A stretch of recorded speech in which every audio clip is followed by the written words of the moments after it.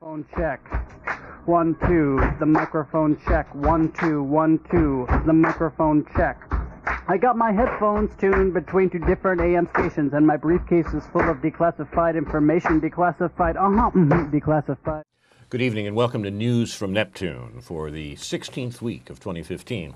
For almost 25 years, this program has been a spontaneous and unrehearsed discussion of the news of the week and its coverage by the media.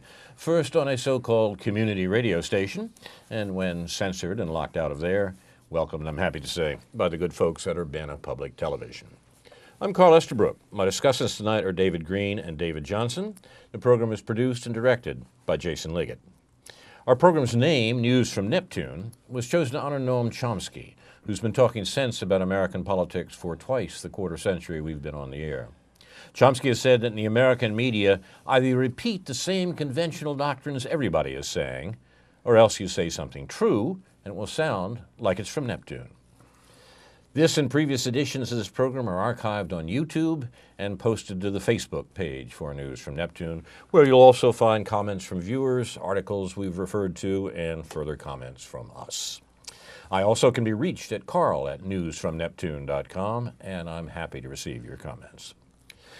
By large margins, even in opinion polls conducted by the corporate-controlled media, the American people support sharp increases in taxes on the wealthy, to fund social programs and provide jobs for the unemployed. They oppose cuts in Social Security and Medicare, and view education, health care, and other public services as basic rights. They oppose government spying on the telephone and internet usage of ordinary Americans, as well as other police state measures, and they oppose overseas military interventions in the Middle East, Africa, and Asia. But the Democratic and Republican presidential candidates stand on the other side of the barricades on all these issues. But popular opinion doesn't really matter much in modern America. A newly released study by Princeton and Northwestern universities concludes, after sifting through nearly 2,000 U.S. policies enacted in the period from the 1980s to the present, and comparing them to the expressed preferences of average Americans, affluent Americans, and large special interest groups, researchers concluded that the United States is dominated by an economic elite. The central point that emerges from our research, they write, is that economic elites and organized groups representing business interests have substantial independent impacts on U.S. government policy, while mass-based interest groups and average citizens have little or no independent influence. Researchers concluded that U.S. government policies rarely align with the preferences of the majority of Americans, but do favor special interests and lobbying organizations. When a majority of citizens disagrees with economic elites and/or with organized interests, they generally lose. Moreover, because of the strong status quo bias built into the U.S. political system, even when fairly large majorities of Americans favor policy change, they generally do not get it. Noam Chomsky has written that the smart way to keep people passive and obedient is to strictly limit the spectrum of acceptable opinion, but allow very lively debate within that spectrum, even encourage the more critical and dissident views. That gives people the sense that there's free thinking going on, while all the time the presuppositions of the system are being reinforced by the limits put on the range of debate. Jim Hightower has written, "Some people say we need a third party. I wish we had a second one." And Julius Nyerere, the African leader, said almost 2 generations ago, "America has a one-party system. With your usual exuberance," he said, "you have 2 of them." Well, there are some of us who suggest that Hightower is right. It's time for a second party, something other than the neoliberal and neoconservative Republicans and Democrats who staged the charade that Chomsky was talking about. You're listening to News from Neptune, a Time to Party edition, with some suggestions on this issue, and we'll begin with David Johnson, who has an invitation to a party, I think.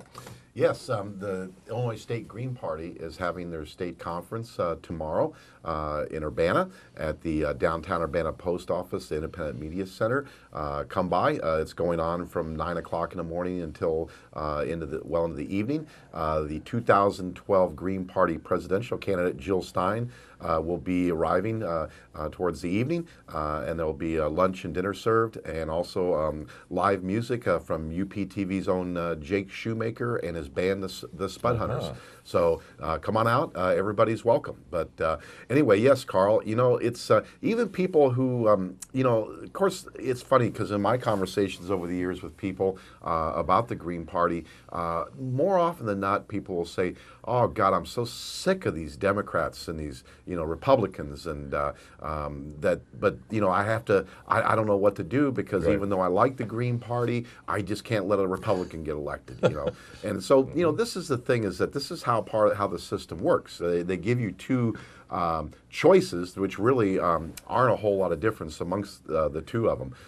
And they use fear to basically tell people, well, if you don't vote, you got your choice, vote for one or the other, but if you don't vote for one or the other, the worst one will get elected. So, we got to get beyond that. I mean, even people who want to try to make change within the Democratic Party or the Republican Party need some kind of third party, at the very least, to help them out, to basically be an alternative there so that they can say, well, either change for the better or, there's going to be more and more people either not voting or they're going to start voting for the Green Party or another third party, whichever may be the case.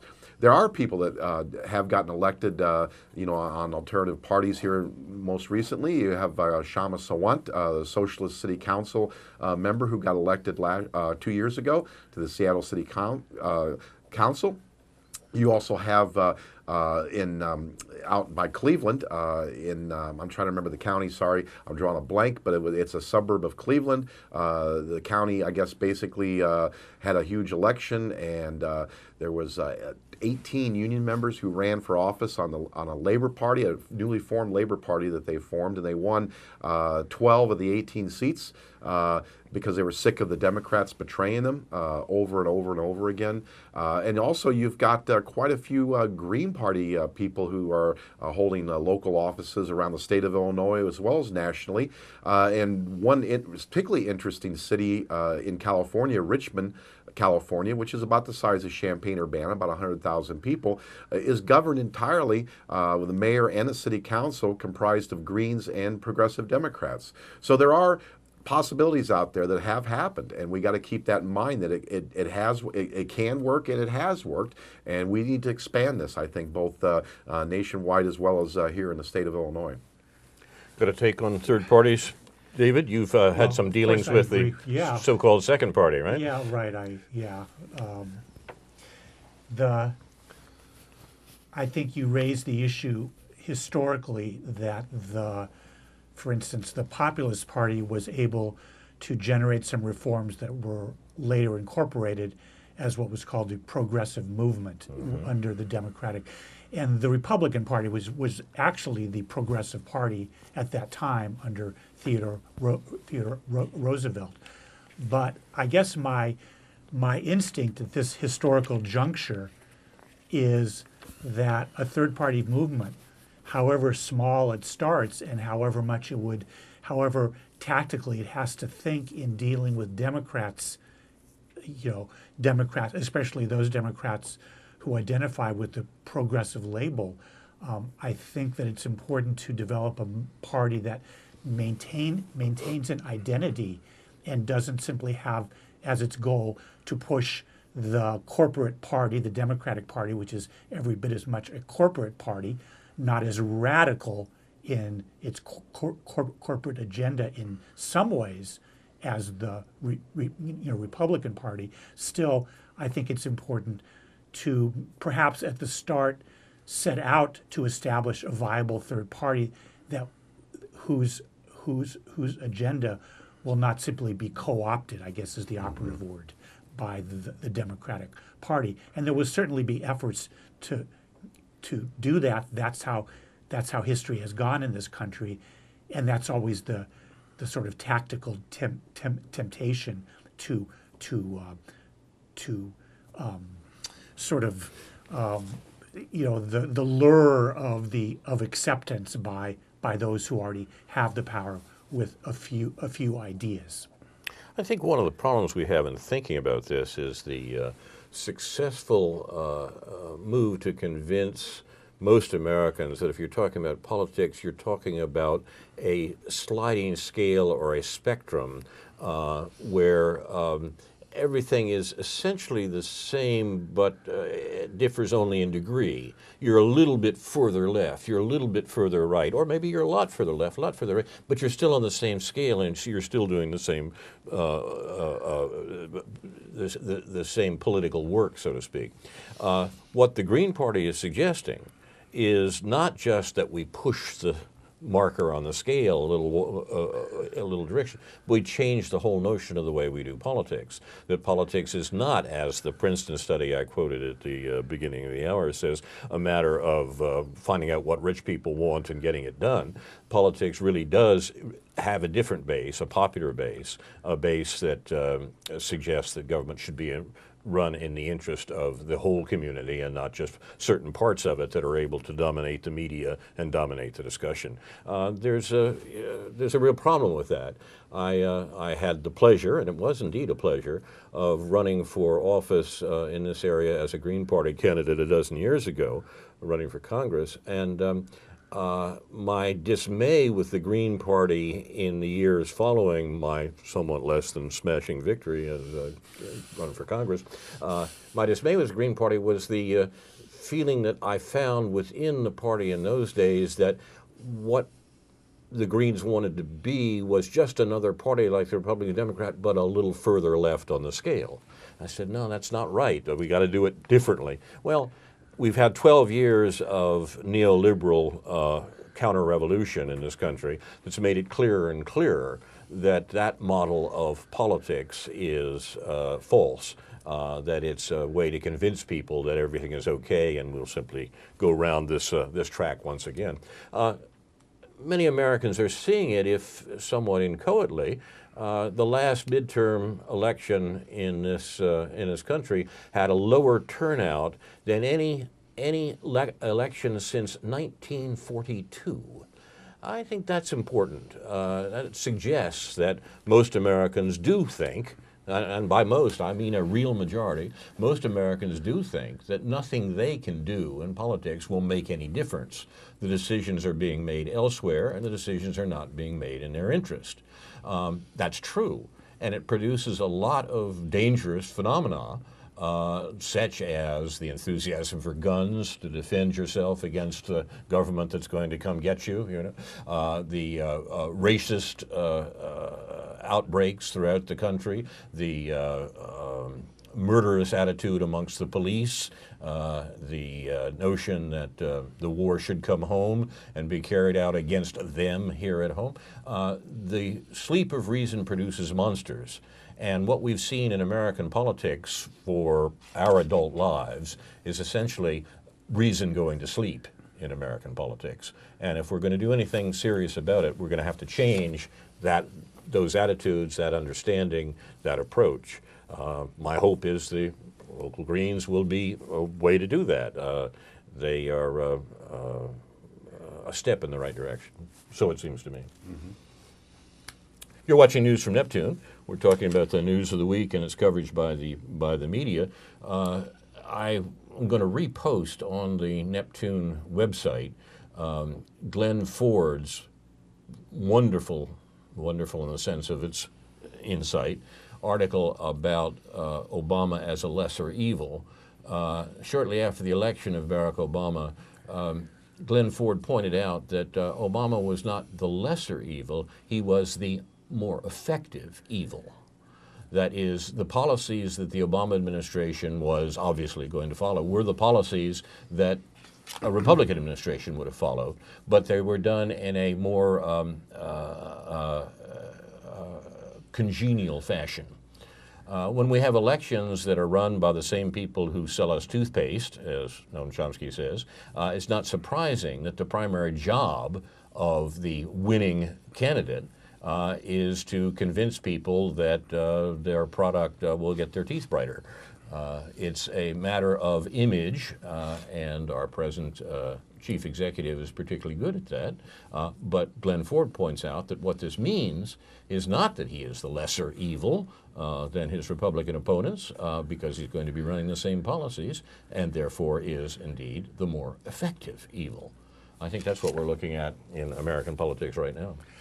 I came across somewhere, it might have been Corey Robbins' website, I'm not sure, somebody who analyzed Marco Rubio's speech declaring for president in Obamian terms, using the rhetorical devices, including one called anaphora. Is that how you say Anaphora? it? Anaphora. That just breaking it down, and even though what Marco Rubio has to say sounds utterly absurd to anybody who knows anything, that you can look at it at the rhetoric in a way that's completely in line with the way both Republican and even Democratic politicians, including Obama himself, approached the rhetorical, propagandistic project of presenting themselves as worthy of being leader of this country.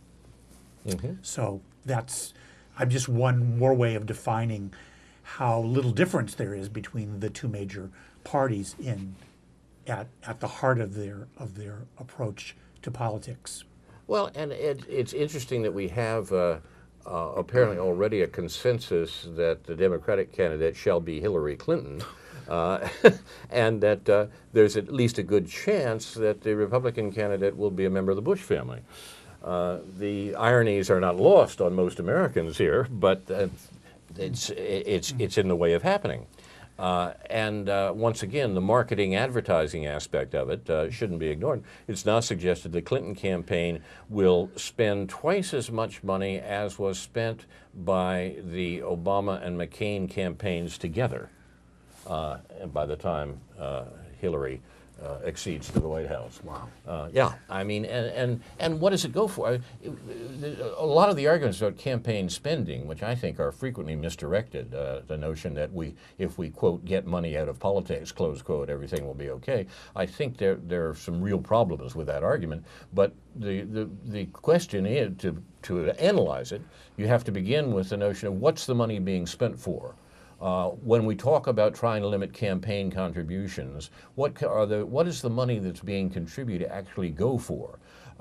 I've been saying all along that you got to realize that most of the money spent in a campaign is spent for advertising.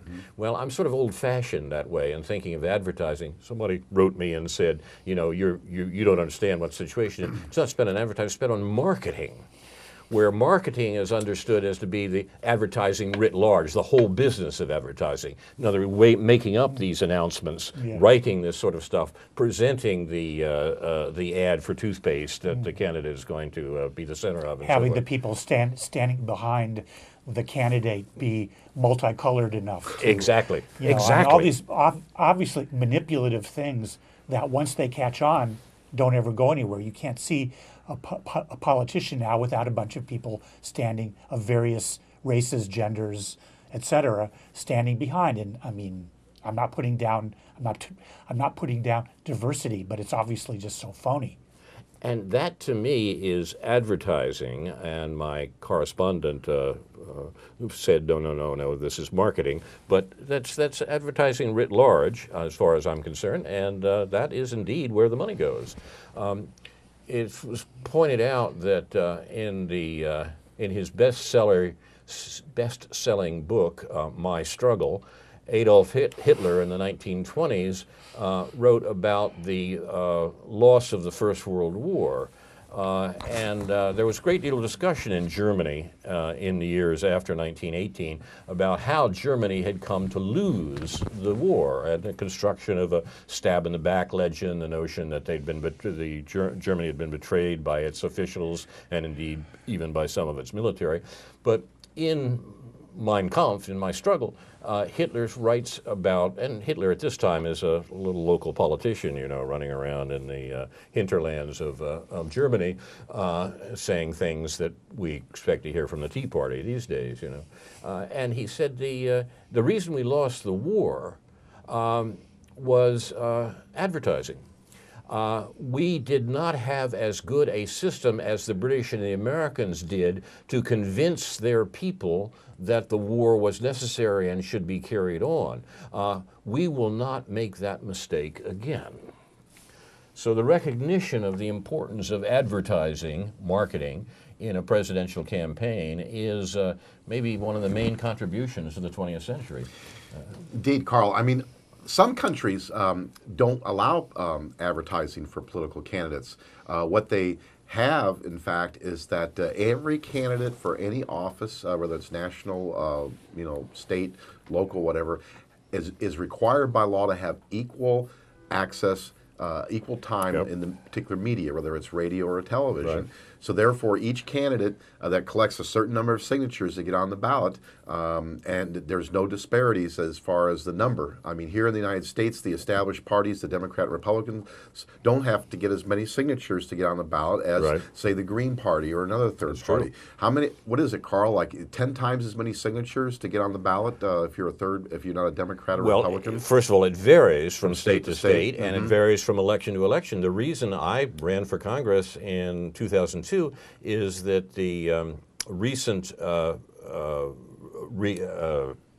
decennial redistricting of Illinois politics meant that it was easier, the number of signatures necessary to get on the ballot was lower than it would be in a normal year, and therefore we could do it. It was still quite a large number, and it took a lot of effort. In fact, the major effort of the campaign was getting on the ballot, as you say. But I like the idea very much of taking the money out of politics, in quotes, by making advertising free for candidates. But you have to think of ways to do that. I'm often appalled at the willingness of American liberals to try to limit what can be said. And it seems to me that flies in the face of our free speech notion. My liberal friends say, well, you don't want the Koch brothers to Freudian slip, to have control of the conversation, do you? And I say, no, of course I don't, but you don't do that by shutting them up, but by empowering other people to talk. For example, the airwaves belong to the people, and free time on the electronic airways, everything from the internet to television and radio, is doable without, I think, trying to limit what can be said. Simply make it the rule that if a television station sells a commercial time to a candidate, they must provide free the same commercial time for all the other candidates, an equivalent commercial time to the other candidates in the area. Make it reasonable, make reasonable requirements for free time for all candidates, and equivalent time for candidates who have in races where a candidate has bought some time. Would that have helped your campaign in the Democratic Party, David? I hope so. But where did the people, the voters in your election knew about the candidates only because of what they'd seen on television and read in the newspaper, right?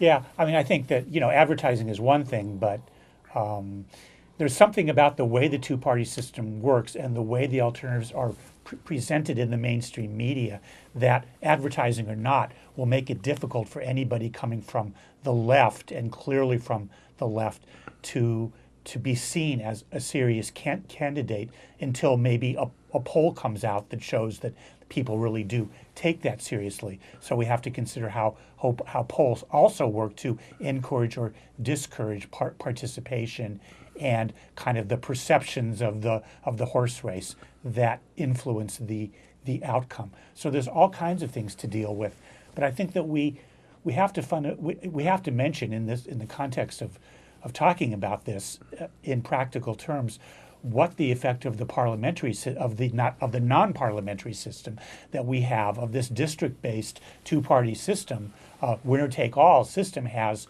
on the prospects for a third party.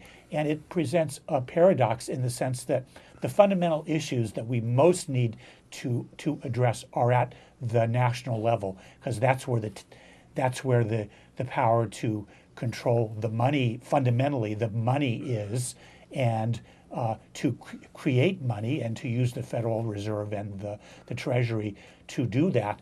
But and again, the state governments are beset with this district level winner take all system. But perhaps when you look at the local level, perhaps you look at the level of Champaign, the Champaign County Board, which still is partisan. The city governments, I think, in Urbana and Champaign have become nonpartisan. If I'm correct, I know Champaign has, Yeah. but the Champaign the Champaign County Board has partisan seats and at-large seats as well. So there may be more of an opportunity at a practical level for the Green Party to make some inroads at the Champaign County level, if it were, and given a smaller area, smaller number of people, not enormous amounts of money involved, the greater possibility of just door-to-door type of campaigning in that context.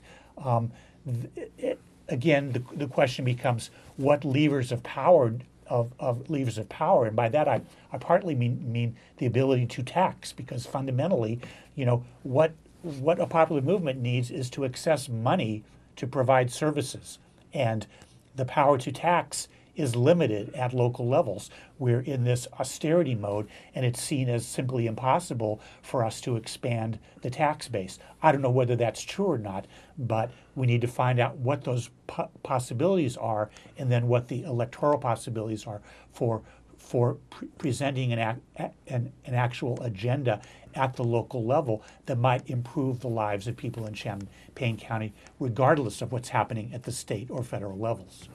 And paradoxically, it would actually be easier to impose a wealth tax, which is clearly what needs to be done, at the state level than it would under the federal Constitution as it presently stands. Remember, we needed a constitutional amendment to apply a tax on income at the beginning of the 20th century. At the beginning of the 21st century, it would take another constitutional amendment to provide a federal wealth tax. That certainly should be done the same way an income tax was established a century ago. But in fact, we can establish a wealth tax on a state level.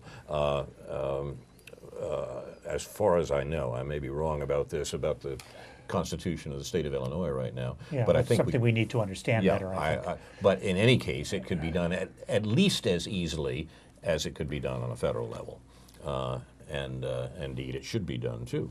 I came away from running for Congress all those years ago with the notion that one of the greatest deformations in American federal politics was the fact that the House of Representatives was elected from single-member districts. This is simply a mistake. It means that half the voters in any election for the House of Representatives, any election for Congress, half the voters don't see their votes counted. That is, we have a first-past-the-post system, so the person who is elected congressional representative from this district is represented with slightly more than half of the votes, is elected with slightly more than half of the votes cast. If we had congressional representatives elected at large, that is, for the whole state of Illinois, and in those days there were 20 such representatives. If they were elected at large, that would mean that everybody's vote would count, at least over a certain minimum, in that you would vote for a party list: Democrats, Republicans, Libertarians, Greens, Prohibitionists, anything else you want, and the seats would be allocated from the state as a whole on the basis of the percentage of the vote. That is, if the Democrats got a third of the vote, they would get a third of the seats. If the Greens got 10% of the vote, they would get 10% of the seats. And in those days, that would have been 2 members of Congress from the state of Illinois. We don't have a tradition, as they do in Europe, of voting for party lists, of pulling a lever for the Democrats or the Republicans or the Greens, although that's obviously what we do.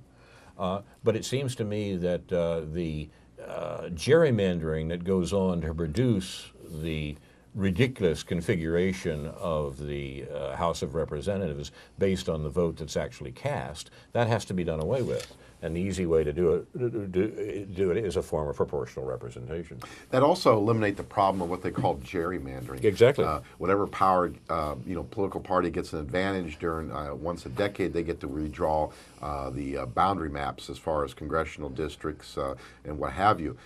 So you get some pretty odd looking congressional shaped districts. Like Carl, I believe when you ran, it was pretty much half of Bloomington, Champaign County, Danville, Vermilion County, and then a real long, narrow strip that went all the way from Danville along the Indiana border. That thing couldn't have been more than 5 miles wide. Halfway to New Orleans. Well, all the way down to Harrisburg, which is due east of Carbondale. Exactly. That's ridiculous. And the district you ran in was different because it had been re-gerrymandered, but it was at least as ridiculous. But it was here to, well, yeah, I mean, you've got to get your 700,000 people or whatever it is in there, and they had to go all the way to close to St. Louis to do that. Mm-hmm. So, we have something that people are always talking about in this country called civics, high school civics, and apparently children never learn enough civics, and everybody's always complaining about they're not learning civics. Mm-hmm. And I've never taken this terribly seriously, but I mean, it would be nice that if they could have a civics worth learning about how our government operates, or maybe how it could operate. I think part of the problem is it's taken for granted, to use a bad pun, it's taken for granted that these things are written in granite. Mm-hmm. That somehow the Constitution says this, the state Constitution says this, God must want this to be this way, even though it's different in other countries. What, they don't have God there? I mean, Well, he just doesn't vote the same way. I mean, I think children, young people, middle school, high school students would be more interested in civics if they saw that they could actually contribute to thinking about how we ought to be governing ourselves in this allegedly democratic country.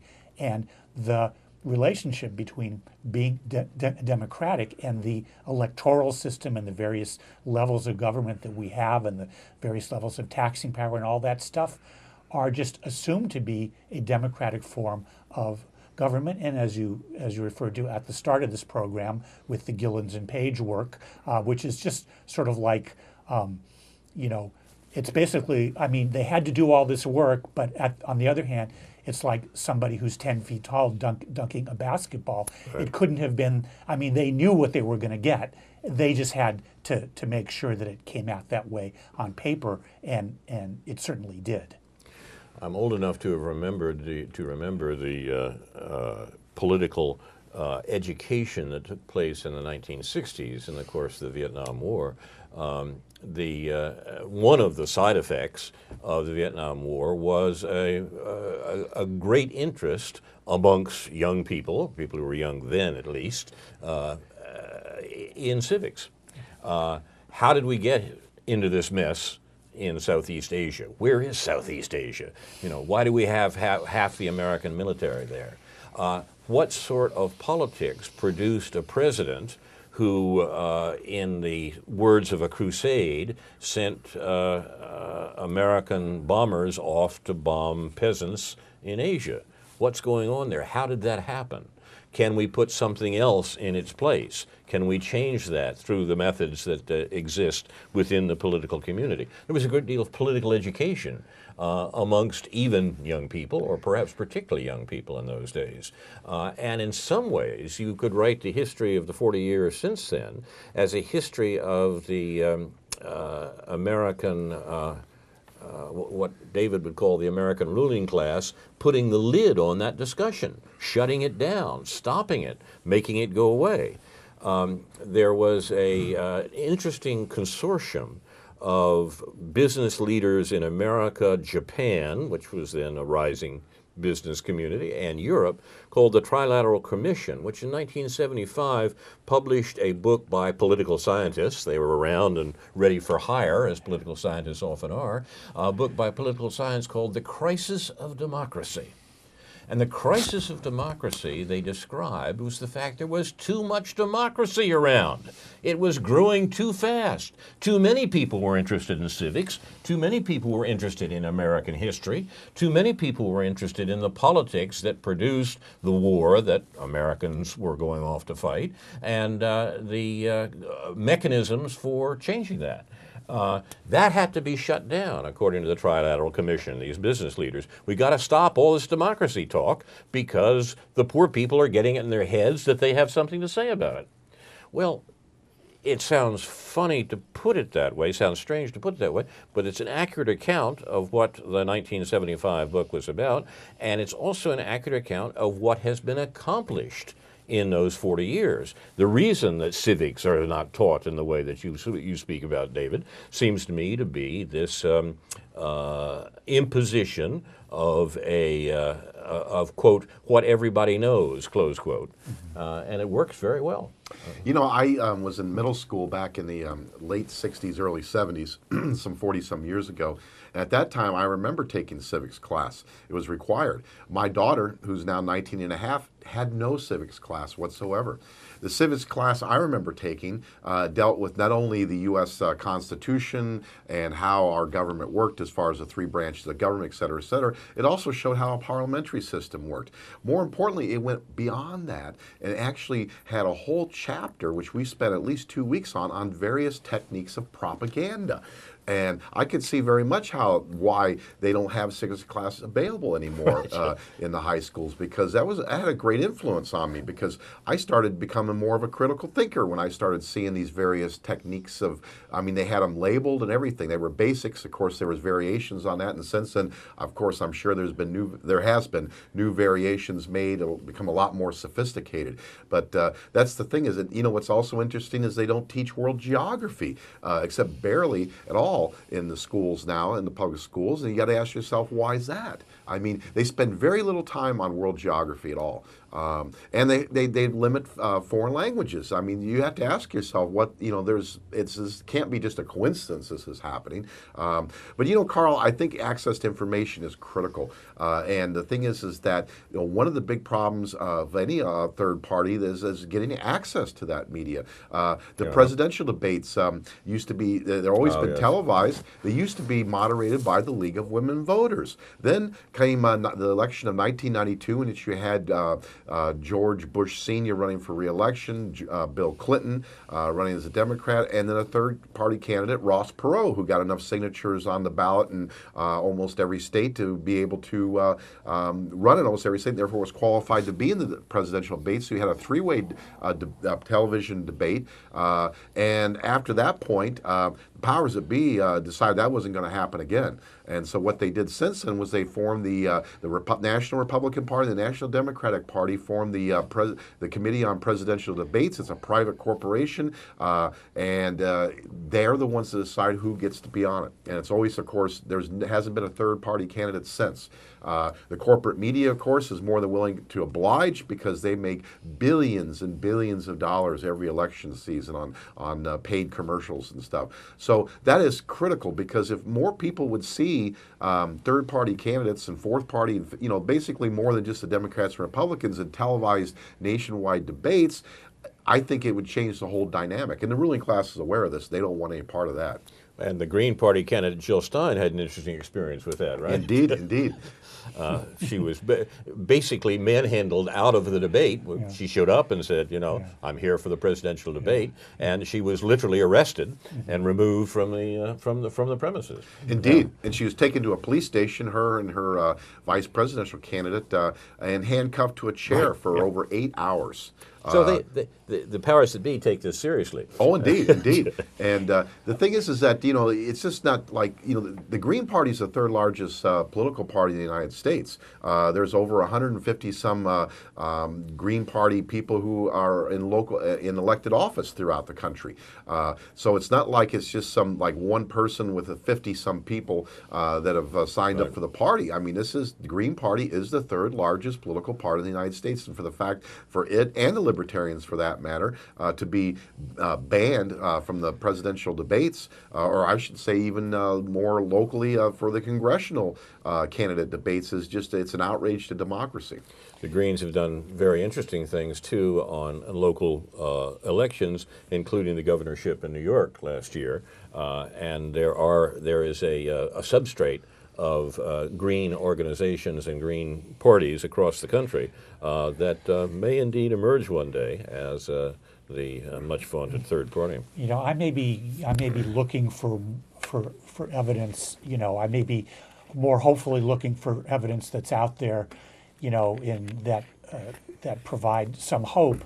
But it just seems to me that there's an upsurge of people not behaving themselves these days. That there's all these, as we heard on Democracy Now! This morning, there's all these.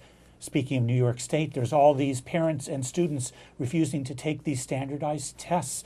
There's all these workers refusing to accept a sub-minimum, a non-living wage.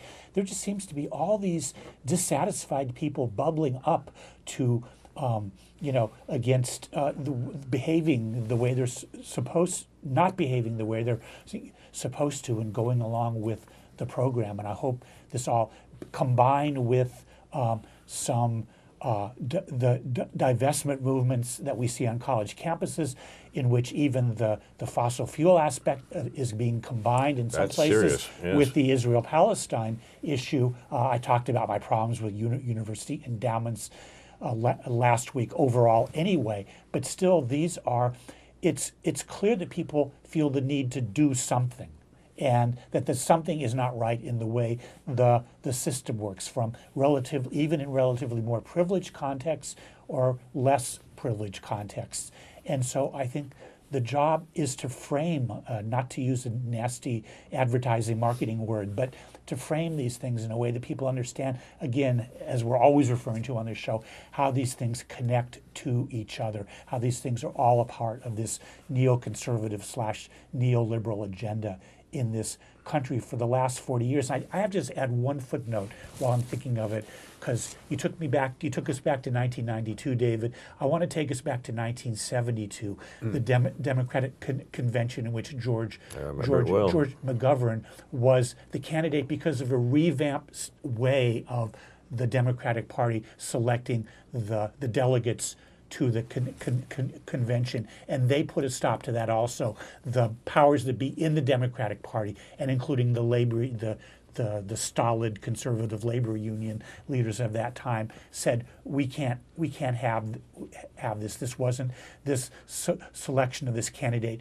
was too democratic, pardon the phrase, right. and so the ways of selecting presidential candidates for the two major parties has been basicly shut down ever since. It was a crisis of democracy. Too much democracy around. Well, something just must be done. 3 years before what you were from Right. the article that you were referring to. Exactly. Or report.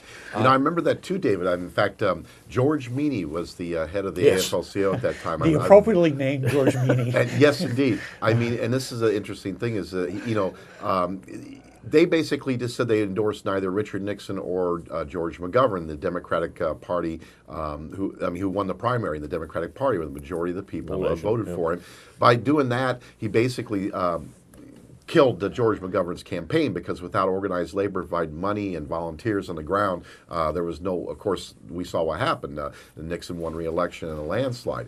But there were a lot of other union members in unions that disagreed with that.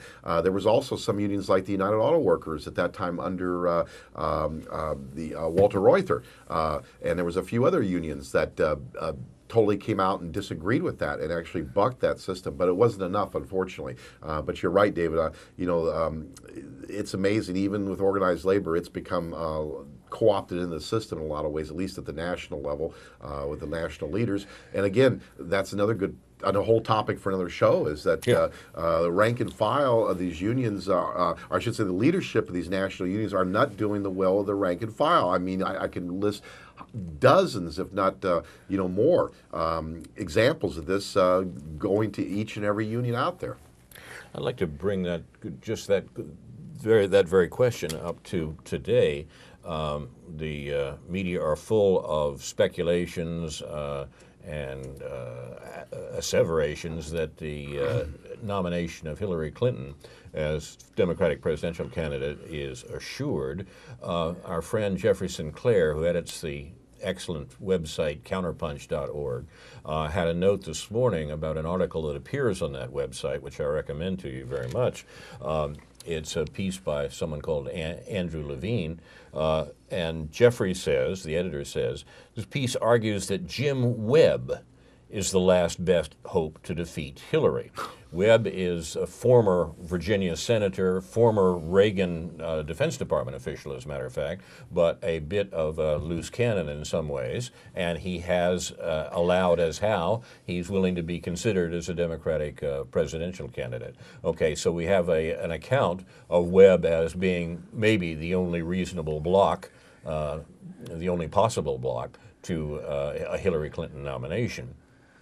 Jeffrey Sinclair writes, I got to know Webb a little bit when Alex, he's referring to Alex Coburn, the founder of the website counterpunch.org, who died 2 years ago. He says, I got to know Webb a little bit when Alex was having a political flirtation with him about 10 years ago, and I played intermediary. At the time, Webb stood nearly alone in his calls for dismantling the criminal justice system. He's a kind of McCain figure, surly, smart, and a little crazy. You get the sense that some hitherto unknown tripwire might set him off at any moment, which makes him a compelling, if dangerous, figure in the era of plasticine politicians. He also wrote one of the best novels about the Vietnam War, Fields of Fire, almost as good as John Del Vecchio's The 13th Valley. The question is, who is backing him financially? My guess, the Geffen crowd. They decisively split, he's referring to the Hollywood producer, they decisively split with the Clintons after the deplorable Mark Rich pardon, which left Leonard Peltier unjustly imprisoned for another 16 years, and are desperate to find a real alternative to Hillary Clinton, not the ridiculous Bernie Sanders. And so I recommend you look at this article, The Last Chance to Derail the Clinton Juggernaut, ? In Counterpunch, and see if there are indeed establishment Democrats, such as Jim Webb, who might be the focus for an opposition to Clinton's nomination. Remember, in some sense, 8 years ago, the same pundits who are telling us that Clinton is a lock on this nomination were telling us that Clinton was a lock on the nomination then, and that this challenge from this peculiar fellow from Chicago, Barack Obama, wasn't really going anyplace. Well, that changed, and it's not out of the question, it seems to me, that something similar could happen this time. Whether Webb is an appropriate vehicle for that or not, I don't know. What do you think, gentlemen? Well, I'm tempted to take it seriously only because I'm vindictive enough to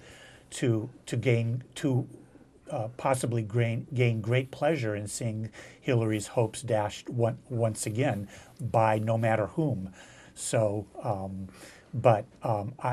also don't see anything in the history of the Democratic Party since 1972 to feel that anyone could arise that would challenge this firm neoliberal control that is had. I mean, here we are in the state where Rahm Emanuel now represents the Democratic Party.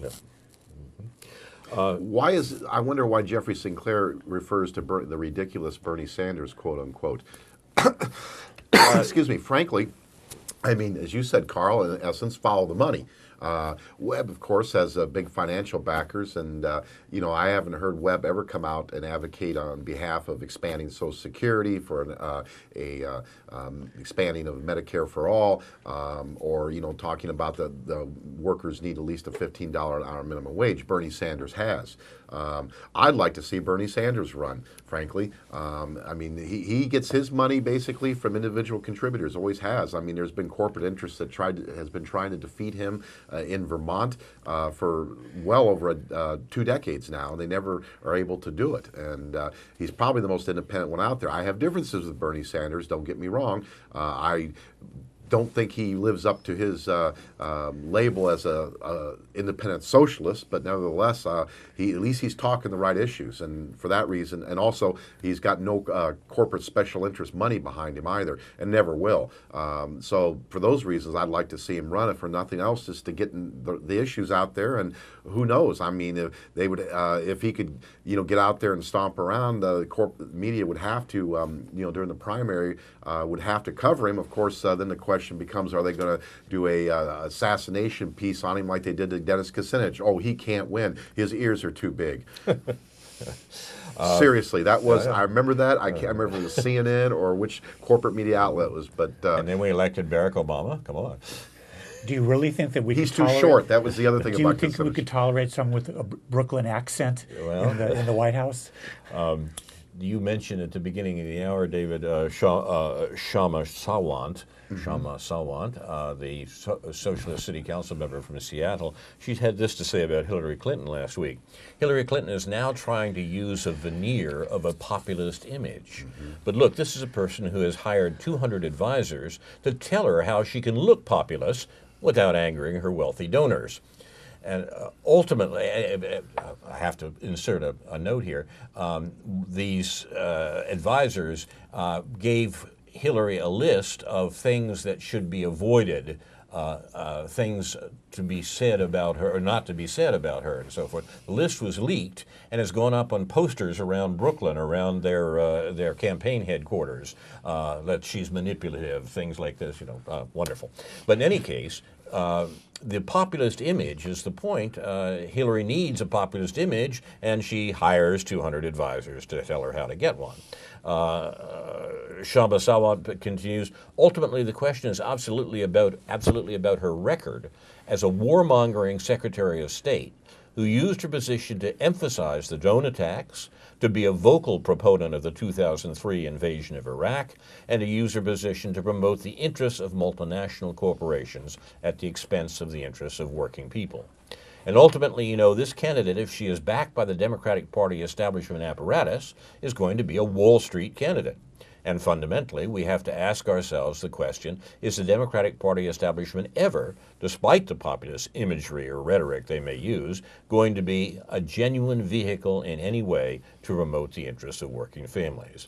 We have to be very clear that she is going to represent the continuation of what we've seen in the last several decades, including Obama's presidency, and this is going to be a Wall Street-controlled White House, and we need an alternative. Close quote to Shama Sawant. That seems to be exactly right. Indeed. This is what we're dealing with. And the only question is the lock-in? Are we going to have is the question even going to be raised about what policies Clinton would follow in office, and also, as you suggest, who her backers are? Well, we can see from her track record what she's going to do. It's interesting. There was a really good episode of Democracy Now! On Monday, which Shama Sawant was on, as well as Robert Scheer and a woman from The Nation magazine and another fellow, I can't remember. Joe Conason. Yeah, right. Where's he from? New York. He's New York. He's from Clinton land. Yeah, from Clinton. But is he a journalist? Or? Yes. Okay. Well, anyway, they're trying to, at one point, I know Robert Scheer was attacking Hillary Clinton's record, not just on her warmongering record, which is clear. She voted for the invasion of Iraq. Right.